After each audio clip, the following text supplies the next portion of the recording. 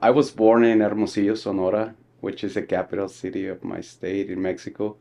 Um, it's right across from Arizona, and since I was a kid, I had a really amazing childhood because since I was five, I knew I wanted to be in front of people talking. So I wanted to be a professor, a teacher.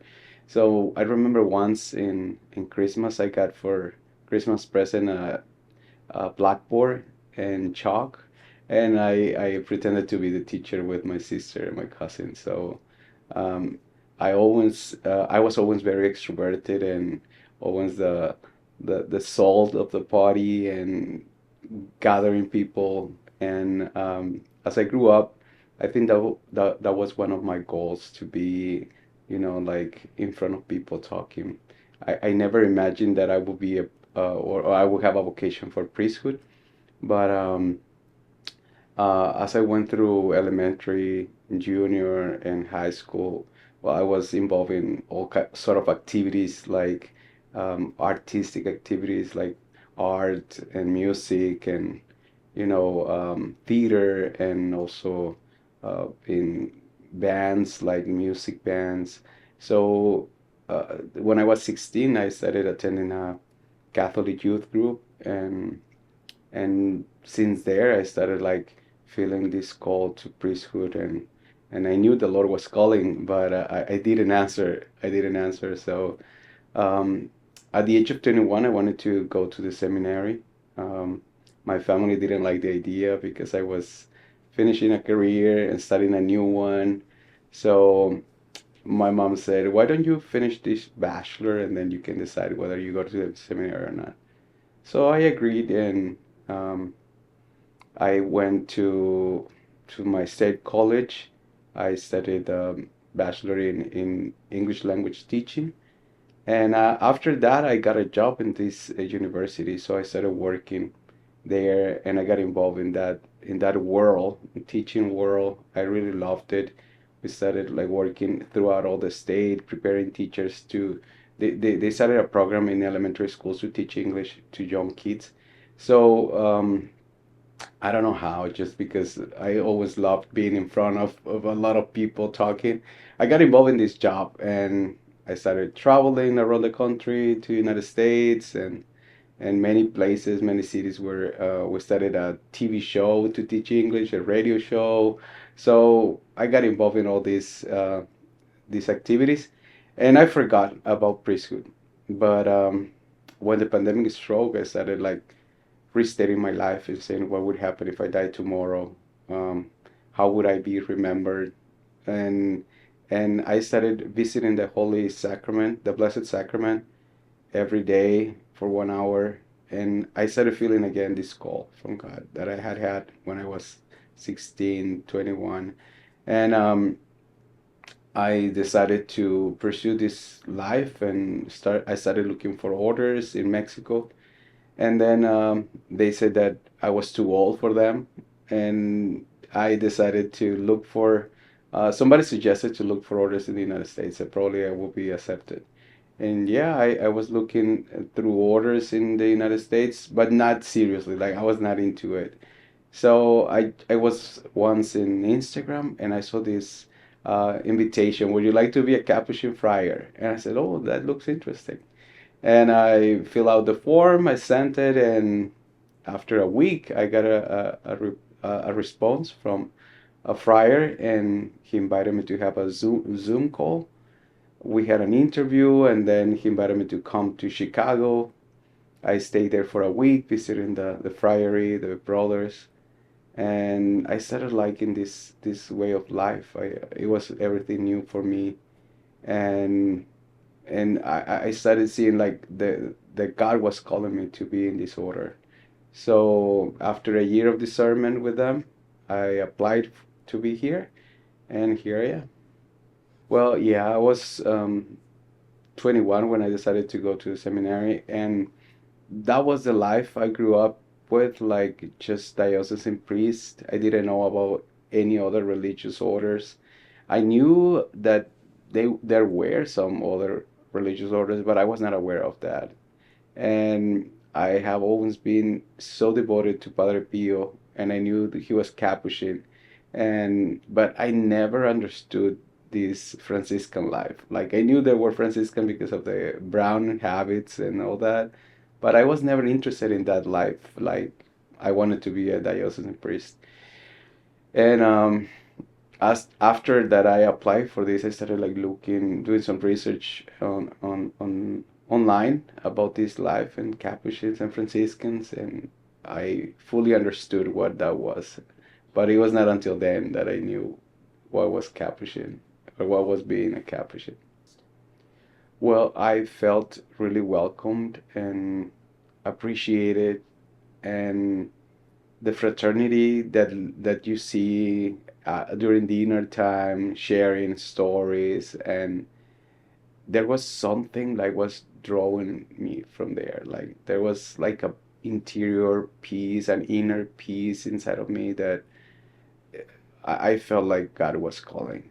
I don't know how to explain it, how to put it into words, but there was such a peace in that place that made me realize that that was a place for me because of the way they accept people, they welcome people, you feel welcome, you embrace everybody. So it's it's a different way of living that I used to or I was accustomed to. So I I remember that the first time I was there, like the people listening to you, the way they listen to you, the way they treat you, and they accept you is totally different to the way the world is. Getting to know all the people around the ministries. I am working right now in a Catholic school, St. Joseph Academy, and I'm working with Mexican immigrants. So getting to know their stories, listening to their stories, like how blessed I am to be able to be here and work with them because they have really sad stories, like crossing the desert, traveling with people that they don't know, staying in places and with people that they are totally strangers for them, and they are 11, 12-year-old kids. So while I listened to their stories, I was thinking about how blessed I am to be here and to get to know these people and to work with them in the language in their classes, and that's a blessing. One of the major challenges that I have had, well, is adapting to the new culture, the language, the food, and I used to live very close to the border, but still interacting with people with different cultures in here, which is a multicultural country. Like I met people from Puerto Rico, from India, from Poland, from different countries. So understanding and getting across whatever you want to say and how to say it, it's been a major challenge adapting to the culture. And but at the same time, it's a blessing because you get to know all these people that you don't know in Mexico because you don't have the opportunity to get to know them. But it's a blessing to get to know different ways of thinking, ways of living, different food at the same time, and I think that's also a blessing. And I think Capuchins, we are meant to embrace every single person, whoever is in front of you, and I think that's a blessing for my life right now. Winter is so harsh in this area of the United States. I come from the desert, Sonora and Arizona. We share the same desert, and it's 120 degrees like during summer, and we're used to that. I mean, we go to classes during summer, we got ACs everywhere, but in here is exactly the opposite. And adapting to this weather is challenging. It's challenging. You have to bundle up. You have to bundle up a lot. And yeah, we recently went to Montana to visit the friars over there and the ministries that we have, and it was colder. It was colder than here, but I started to like it. I feel like at home now because um, it's just to get out when it's cold. But once you get back to your friary or the place you're going, well, it feels like home now. Well, my advice is to be open to to get to know different people and to learn from everybody. I would tell to myself, like, be open to every advice. Listen to your brothers in the friary. They are here for a reason, and they are here to teach you how to live in community, which at the beginning is difficult because coming from a life where I used to live alone for a while and then living with 20, 24 people at the same time is not an easy thing. Cooking for 24 people also is really difficult, especially when I used to cook only for me. So, but you learn through practice and experience. You learn from your older brothers, like they teach you and they give you good advice about how to navigate in this community life. And I think that's one of the best pieces of advice that I've got. Like you need to be aware that it's not only you in this community or in this place. So you need to be aware that whatever you do might affect somebody else in the community. So decisions are really important in here, and yeah, I would definitely say that to myself. Listen to your brothers. They are here to guide you through this community life. Well, definitely I have felt this calling to be a priest. Since I was a kid, I started serving as an altar boy when I was 8 years old. And through all my life, I've been connected to the church in many ways. So in the future, I see myself working in a Catholic school, but at the same time ministering there as a priest and preaching, which is my passion. I really love preaching. Since I was a kid, I wanted to be in front of people and talk and give presentations.